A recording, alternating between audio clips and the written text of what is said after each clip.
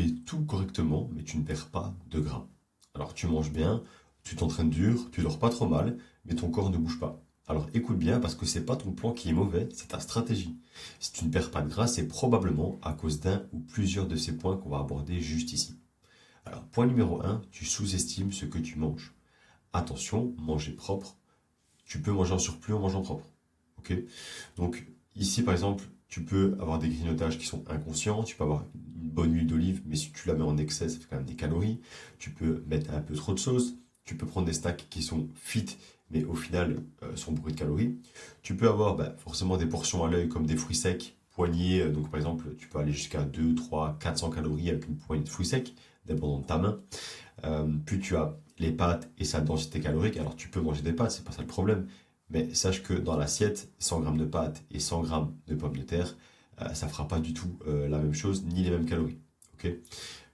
Il faut savoir que 3000 calories de poulet, tu peux faire du gras. Donc c'est-à-dire que même si tu manges des bons aliments, tu peux faire du gras si tu es en excédent calorique. Et petit exemple, par exemple, le beurre de cacahuète, tu es à 600 calories pour les 100 grammes, alors que le skyr, tu es à 60 calories pour les 100 grammes. Ok.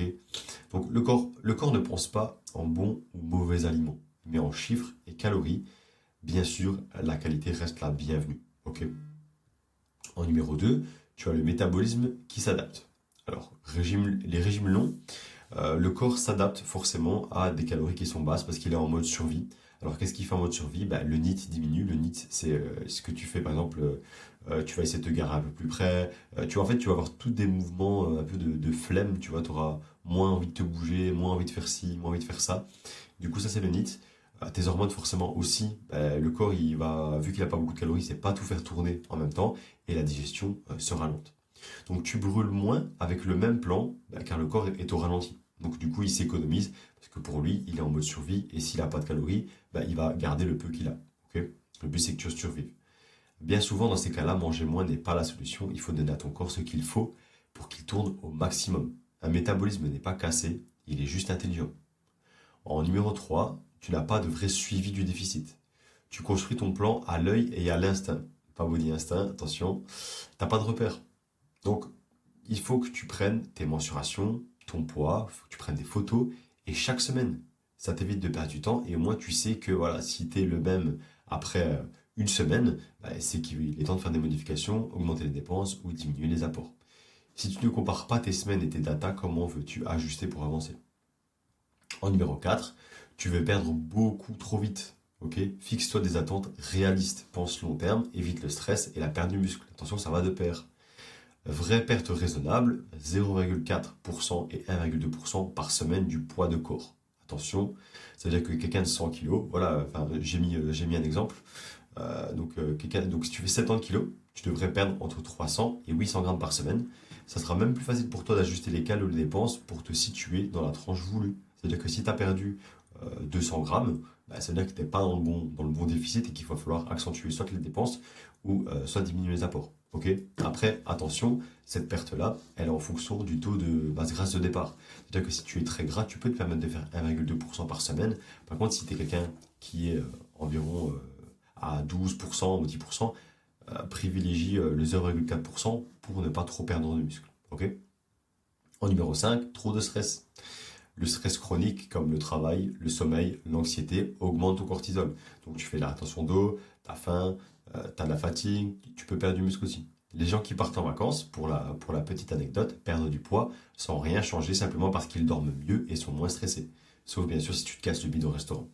Donc tu devras améliorer ton hygiène de vie. Ça semble bateau dit comme ça, mais un sommeil adéquat, au minimum 7 heures, c'est bateau mais c'est la vérité comme je l'ai dit. Routine du soir anti-lumière bleue, anti-scroll, caféine avec modération, surtout après 17 heures. Méditation, pourquoi pas, après ça dépend des gens, etc. etc. Okay. Et c'est ce que je mets surtout en place avec les membres de mon accompagnement. On met vraiment en place des routines de sommeil pour bien dormir, bien récupérer et mieux performer. En numéro 6, tu t'entraînes beaucoup trop. Trop de cardio, entraînement beaucoup trop long, entraînement tous les jours. Tu ne seras pas plus musclé si tu t'entraînes plus. Ton corps progresse pendant le repos et pas pendant la séance. De toute façon, crois-moi, tu n'en as pas besoin. Et en numéro 7, tu n'as pas conscience que tu changes ta vie. Donc ça veut dire que tu dois apprendre à connaître ton corps. Le but est d'implémenter des bonnes habitudes durables et pas de forcer ton corps à faire quelque chose que tu détestes. crois-moi que tu tiendras simplement 1, 2, 3 mois, mais pas plus si tu penses de cette manière. Et si tu es gras aujourd'hui, c'est à cause de tes mauvaises habitudes. Et si tu reprends ces mauvaises habitudes, tu retrouveras le physique que tu as eu au moment où tu t'es lancé dans ton objectif. Et c'est grossièrement ce qu'on appelle l'effet yo-yo. Donc voilà, c'est pas le mythe, c'est que voilà, tu prends pas du poids parce que tu as perdu vite, mais simplement parce que tu as simplement repris les mauvaises habitudes qui t'avaient mené à ce physique que tu méprisais tant. Et c'est d'ailleurs pour ça que je demande aux personnes en suivi avec moi de me donner les aliments qu'ils kiffent pour que je puisse les implémenter dans leur plan et qu'ils mangent ce qu'ils aiment pour avoir une meilleure adhésion à leur programme pour qu'ils puissent le garder sur le long terme. Et d'ailleurs, je compte faire d'autres vidéos de ce style, donc si tu veux t'abonner, n'hésite surtout pas. Conclusion, si tu t'es reconnu, ton corps n'a pas besoin de plus d'efforts, il a besoin d'un cadre adapté pour toi. Et c'est exactement ce que je fais avec les membres de mon accompagnement. On ajuste ce qui bloque et on relance la perte de gras intelligemment. Et je te propose un petit bilan gratuit en visio pour faire le point sur ta situation, comprendre ce qui bloque chez toi et t'aider à avancer. Donc si ça t'intéresse, le lien est dans la description ou alors dans ma bio Insta.